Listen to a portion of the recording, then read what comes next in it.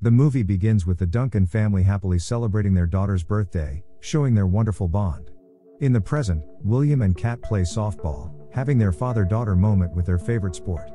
However, during dinner, the parents expressed concern about Kat putting her sport before academics. Still, Kat insists that she can do both and will definitely win their upcoming match. On the other side, at a strip club called The Den, the notorious street gang called the Fetter Boys enters, admiring the sinful view. Meanwhile, Donnie, their boss and father, is beating up a man and mercilessly killing him.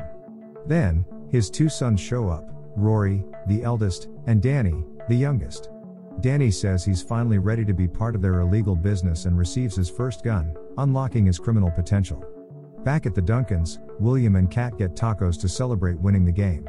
William orders tacos inside a Mexican restaurant while Kat is left in the car. Unfortunately, they meet their terrible fate as soon as the Fetter boys arrive. They immediately force her out of the car, and she pleads to spare her life, offering everything she has.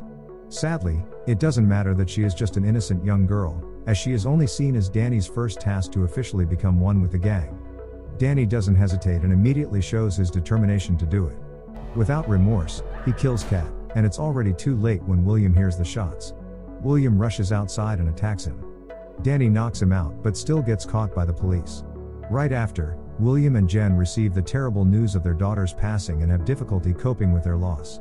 Moreover, justice was also unfavorable, as Danny will only receive 5 to 7 years imprisonment, which is very unfair to the victim's family. He didn't even plead guilty to the murder of Kat, as the other party argues that William had a concussion during the struggle, so his testimony is inadmissible. William is frustrated and left in utter disbelief at how pathetic the situation is. Still, he reluctantly accepts the plea deal for the sake of the case. During the trial, William changes his intention of pressing charges when he concludes that he is taking justice into his own hands. He allows Danny to be released and follows the gang to Danny's place. In his car, William kills time until night to execute his plan. Moments later, Danny comes out, and William lets the monster take over him. Without a second thought, he runs Danny over. Then, enraged, William finishes that punk off with a bat, leaving the scene. Once returning home, he quickly cleans his car and disposes of every piece of evidence relating to his crime. After that, he briefly converses with his wife, who is watching their family video. He feels shocked and overwhelmed by deep emotions, realizing he's done a grave deal that he can never undo. On the other side, the Fetter boys arrive at their club. Rory gives Donnie the collected money they take from the streets, but Donnie is not satisfied with it.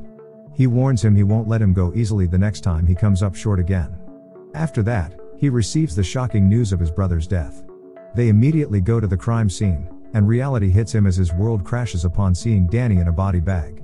His confidant and dearest brother is gone. The next day, Detective Chen visits William as a potential suspect. Although he looks quite tense, William insists he has nothing to do with it. Jen then supports his claim that he was at home last night. However, after the police leave, Jen confronts him. They get into an argument where he gets offended by her suspicion. Frustrated and hurt, they struggle to sympathize with each other as they continue to grieve their loss. At the club, Rory is determined to kill the murderer of Danny. So he orders his men to hunt down the man responsible, whom they confirm is William based on Luna's description. The following day, Rory and Henley find William working on his laptop outside a cafe. They take the opportunity to ambush him from behind by swiftly approaching him. Fortunately, William counters them just in time. He tries to escape but eventually gets caught, hanging for his life. But with his skills and experience, he kills Henley and escapes them again. He reports them to a passing police car, but Rory smoothly gets away despite being involved in many crimes. Upon reaching home, he feels threatened and immediately locks the house. Jen then suggests they call Chen for protection. At the crime scene, police find out it's another one of the Fetter boys, which makes this a serial crime. Chen receives a call from William, and they meet at Duncan's home. There, Chen confirmed the suspicion of William's involvement and made it clear to him that he had started a war with Rory when he decided to take revenge against Danny. He also reveals William's Marine record, seeing he can handle himself. However, he still grants William's request to protect his wife by stationing a squad car outside his house. After that, a car smuggler named Dante enters Roach's illegal auto shop and starts selling smuggled car parts on the black market. He sells them the car in exchange for money, but instead he receives a bag of high-grade guns he could sell for an enormous amount. That night, William confesses to Jen about killing Danny as revenge for taking away their daughter. Suddenly, the squad car leaves the area when a bottle is thrown at them, making way for Rory and Donnie to intrude into the house. Their short introduction and small talk soon escalated to Jen's death and William being shot to the ground. In a pool of blood, William still manages to call 911 as the Feder leaves. The next thing he knows, he's confined to the hospital, sadly without his wife. Emotionally distressed and physically helpless, he tries to escape and express his unwillingness to live anymore. Still, the medical staff does everything they can to help him. After he's calm, Chen visits him and calls him a miracle man. He tells him they will share the news of his death if he commits to recovering. He also encourages him to live normally again, sympathizing with his loss. After days of therapy, he finally regains his ability to walk and immediately executes his plan to escape. He disguises himself in a janitor's uniform and easily leaves the place. Later on, he resides in the Western Motel, where Dante is also staying, and finds him stealing someone's suitcase.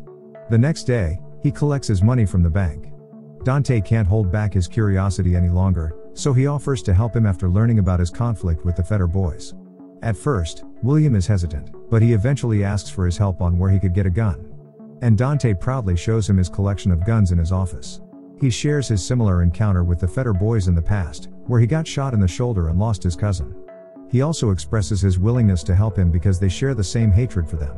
In the end, William buys all the guns, ammunition, Dante's generation-old jacket, and a car as a starter pack for his ultimate revenge. Not long after, he goes to an open field where he practices his shooting accuracy and spends days training to prepare himself to fight the Feder boys. When the time comes for him to execute his plan, he visits his family's grave and pays tribute. The heartbreak of a husband and father can never be healed and can only be ended with revenge. That night, he prepares to attack Zach, Rory's right-hand man. He sneaks into Zach's house, where he catches him heavily distracted by his video game. He immediately attacks, and they engage in intense hand-to-hand combat. He can't help but be overwhelmed by Zach's size and strength. Fortunately, the tables turn, and soon Zach finds himself begging to spare his life for his daughter. But William's revenge doesn't come with mercy. Hours later, the police find Zach's lifeless body, so Chen visits Donnie's office to warn them. He reveals that their conflict with William isn't over, as he is still alive, contrary to the public's belief, and is definitely involved in the killings of Rory's men. He then clarifies that he is there out of goodwill to end their war and advises Rory to disappear for a while. After their awkward conversation, the Feders don't really take his words seriously and continue to do what they do best, hunt down William again. Outside, William sees Chen exiting the den, and he immediately becomes suspicious of his action. He feels betrayed that even the authorities he trusts are turning a blind eye to their crimes, which further fuels his hatred. He then sneaks behind him with Chen's gun, and they enter the house together. There, he accuses him of being a traitor and insults him for not doing his job of protecting their community. Because even Chen says the Feder has immunity in the system. Still, Chen stands against William's killing spree. The situation is unbelievably ironic when they couldn't even hold the Feders accountable. So, William warns him that it will soon be over, but if he gets in his way, he will kill him. The following day, Donnie orders Rory to ultimately eliminate William, and they immediately take off. Unknown to them, William had already predicted their next move and hid in his car parked outside the club. He puts on his best drunk acting skills and quietly ends the bouncer. He goes directly to Donnie's office, shocking him. Donnie already knows what's coming, so he tells him to get it over with. William initiates a conversation about the visceral emotion he felt the first time he murdered someone, Danny. However, at this very moment, he feels numb at the thought of killing him. He asks if he feels as numb as he was when he killed Jen. And in the blink of an eye, he finally ends the life of the notorious Donnie Feder. William then takes Donnie's phone and calls Rory. With no remorse, he breaks the news of his father's death, but no tear drops from Rory. He didn't even flinch. The Feder boys immediately rush back to the club, and all hell breaks loose as they hunt a dead man, a man no longer named William but a monster like them. At the office, they witness Donnie's lifeless body. However, Rory feels nothing and is somewhat detached from his paternal relationship. Nonetheless, they're not there for him but for William. Suddenly, William speaks through the speaker, informing them that he is still present in the club. And the hunt begins. At first, he sings them a lullaby but quickly becomes violent as a shootout ensues. He then takes one of Rory's boys and threatens to kill him, but Rory kills him instead. Fortunately, he manages to escape but with a shoulder injury. He drags himself up the flight of stairs as Dante watches him struggle. At the same time, Luna reports William's location at the motel.